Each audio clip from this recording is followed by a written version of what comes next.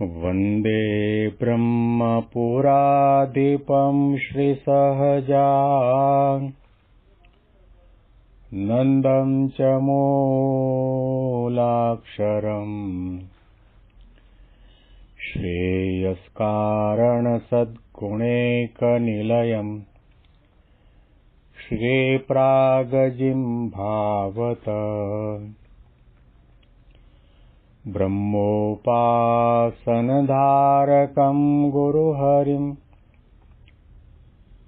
यज्ञं तथा योगिनं प्रत्येवं प्रमुखं महन्तमनिशं श्रीजीस्वरूपं मुदा।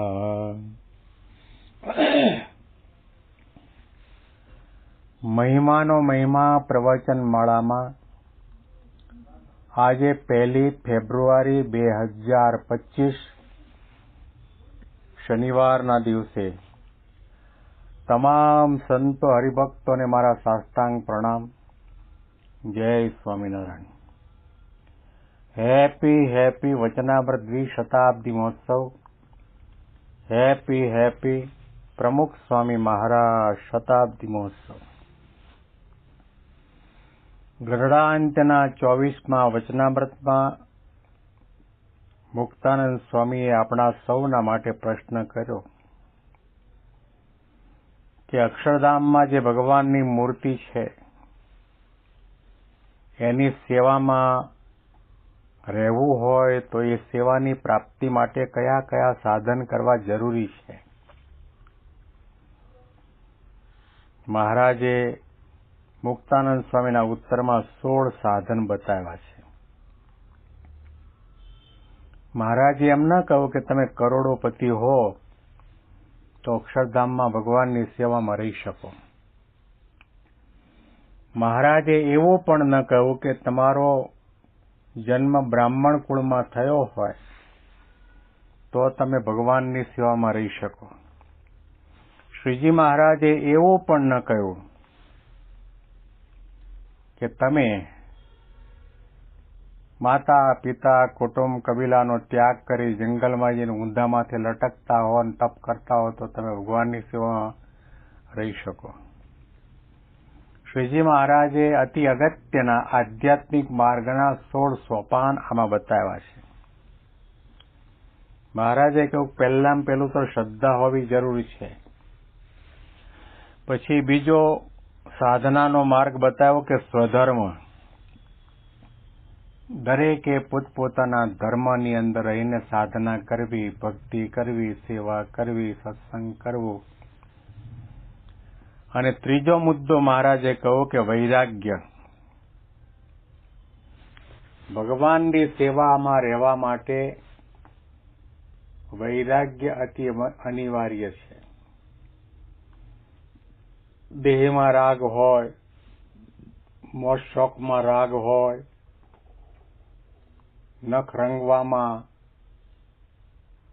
હોઠ ઉપર લાલી લગાવવામાં, અણીયાળી આંખો બનાવવામાં, શણગાર સજવામાં, કપડામાં, બૂટ ચપ્પલમાં, ખાવામાં, પીવામાં, પહેરવામાં, ઓઢવામાં, બેસવામાં ક્યાંય પણ આપણી આસક્તિ હશે એને આપણે ત્યાગ નહીં કરીએ ત્યાં સુધી ભગવાનની સેવામાં રહી શકાશે નહીં. શ્રીજી મહારાજે વૈરાગ્યની વ્યાખ્યા શિક્ષાપત્રીમાં કરી. વૈરાગ્યમ જ્ઞેયમ અપ્રીતિહિ શ્રીકૃષ્ણેતર વસ્તુષુ. ભગવાન સિવાય દુનિયાના કોઈ પણ પદાર્થની અંદર લેશ માત્ર પણ રાગ નહીં, આસક્તિ નહીં, તૃષ્ણા નહીં. આ જોઈ લઉં, આ ખાઈ લઉં, આ સાંભળી લઉં, આ ભોગવી લઉં એવો વિચાર સુદ્ધા ના આવે. અને ભગવાનમાં જ પ્રેમ હોય તો ભગવાનની ભક્તિ થાય. ભગવાન સિવાય કંઈ દેખાતું ન હોય તો સેવામાં તન્મયતા આવે, એકાગ્રતા આવે, આનંદ આવે, ઉત્સાહ આવે, ઉમંગ આવે. સત્સંગ કરવા માટે જઈએ, સભામાં જઈએ, ત્યાં પણ સમયા ઉત્સવમાં જઈએ ત્યાં પણ જો આ વિચારને આપણે પામ્યા ન હોઈએ તો પછી સમયાનું સુખ ન આવે, કથા વાર્તાનું સુખ ન આવે, ભજન કીર્તનનું સુખ ન આવે. પ્રાતઃ પૂજામાં પણ આપણે બેસીએ ત્યારે શિક્ષાપત્રીના આદેશ પ્રમાણે, સંતોના આદેશ પ્રમાણે આપણે એક ગરમ આસન ઉપર બેસવું અને એ આસન બીજા કોઈ આસનને અડ્યું ન હોય એવી રીતે પાથરવું અને મહારાજને આપણી સન્મુખ આસન ઉપર બિરાજમાન કરવા. એ આસન તો બરાબર છે, વૈરાગ્યના આસન ઉપર બેસવાની જરૂર છે. આપણે સૌ કોઈ ઊનના આસન ઉપર તો બેસીએ છીએ, પરંતુ એ ઊનના આસન ઉપર દેહાભિમાનનું આસન છે. જલ્દી પૂજા પૂરી થાય, 11 માળા થાય, પ્રદક્ષિણા થાય, તપની માળા થાય, દંડવત થાય, શિક્ષાપત્રી, સત્સંગ દીક્ષા ગ્રંથનું પઠન પાઠન થઈ જાય, પછી જલ્દી ચા ભેગા થઈએ. એ આસન ઉપર બેઠા છીએ.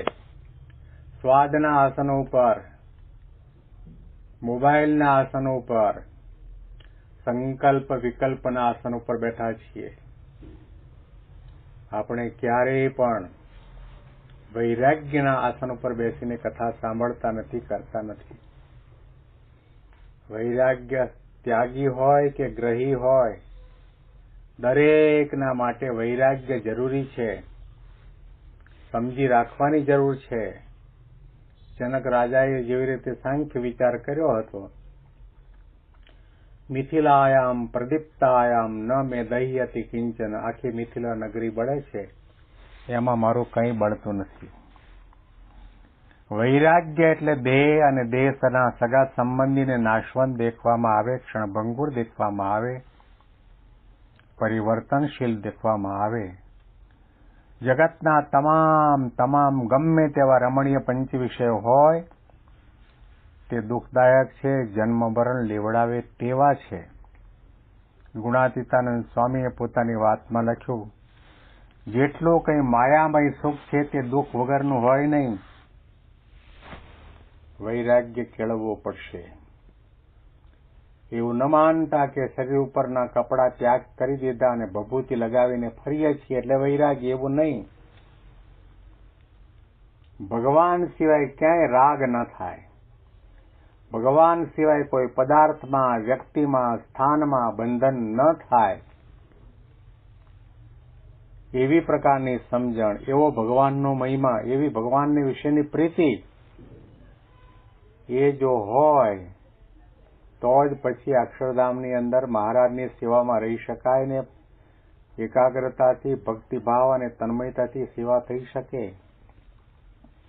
બાકી વૈરાગ્ય ન હોય, સ્વભાવને આધીન હોય, દેહને આધીન હોઈએ, પ્રકૃતિ પુરુષને આધીન હોઈએ, તો સ્વામીએ કહ્યું, વાંદરો વૈકુંઠમાં ન રહ્યું, હુપાહુપ કરીને પાછા આ લોકની અંદર આવવાનું થાય. એટલા માટે મહારાજે કહ્યું, તમારે ભગવાનની સેવામાં રહેવું છે, ભગવાનની ભક્તિ કરવી છે, તો વૈરાગ્યની જરૂર છે, ધર્મની જરૂર છે, શ્રદ્ધાની જરૂર છે. વૈરાગ્ય હશે તો ક્યાંય પણ આપણને ગડમથલ નહીં થાય. વૈરાગ્ય હશે તો સંકલ્પ વિકલ્પ વિરામને પામશે. વૈરાગ્ય હશે તો ભગવાનની અંદર વૃત્તિ સ્થિર થઈને બેસી જશે. શ્રીજી મહારાજના શબ્દોને ધારવાની, વિચારવાની જરૂર છે. હવે આગળનું સાધન શ્રીજી મહારાજ બતાવે છે. ત્યારે શ્રીજી મહારાજ બોલ્યા છે, શ્રદ્ધા, સ્વધર્મ, વૈરાગ્ય, સર્વ પ્રકારે ઇન્દ્રિયોનો નિગ્રહ કરવો. ચોથો મુદ્દો બતાવ્યો કે સર્વ પ્રકારે ઇન્દ્રિયોનો નિગ્રહ કરવો. આપણી 5 ઇન્દ્રિયો જે વિષયમાં જતી હોય ત્યાંથી વૃત્તિ પાછી વાળવાની છે. આંખ છે રૂપમાં જાય છે, કાન શબ્દમાં જાય છે, નાસિકા સુગંધમાં જાય છે, રસના ઇન્દ્રિય સ્વાદમાં જાય છે, ત્વગ ઇન્દ્રિય સ્પર્શમાં જાય છે, અને જગતના પંચ વિષયના સંકલ્પ વિકલ્પની ઘટમાળની અંદર મન પરોવાયેલું છે. એટલા માટે કહું કે સંયતેન્દ્રિય શ્રદ્ધાવાન લભતે જ્ઞાનમ તત્પર સંયતેન્દ્રિય. ગીતામાં શ્રી કૃષ્ણ ભગવાને કહ્યું કે જેના ઇન્દ્રિયો અંતઃકરણ કાબુમાં હોય અને એની લગામ પોતાના હાથમાં રાખી હોય, ભૂલે ચૂકે પણ ભગવાન સિવાય બીજે કંઈ જવા ન દે,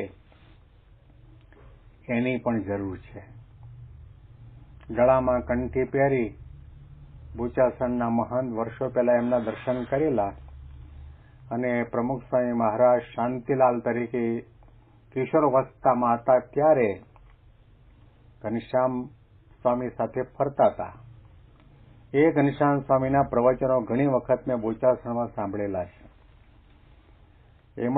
તેઓ પોતે જાહેરમાં કહેતા કે તમારા ગળાને કંઠી પહેરાવી, બરાબર સત્સંગી થયા, તમે માન્યું, પણ તમારી આંખને કંઠી બાંધી, કાનને કંઠી બાંધી, જીભને કંઠી બાંધી, મનને કંઠી બાંધી, પગને કંઠી બાંધી, એને સત્સંગી કરવાના છે.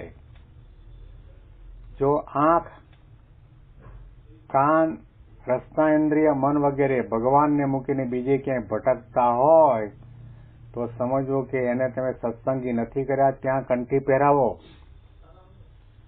ઇન્દ્રિયોનો નિગ્રહ કરવાની જરૂર છે, પાછી વૃત્તિ વાળવાની જરૂર છે.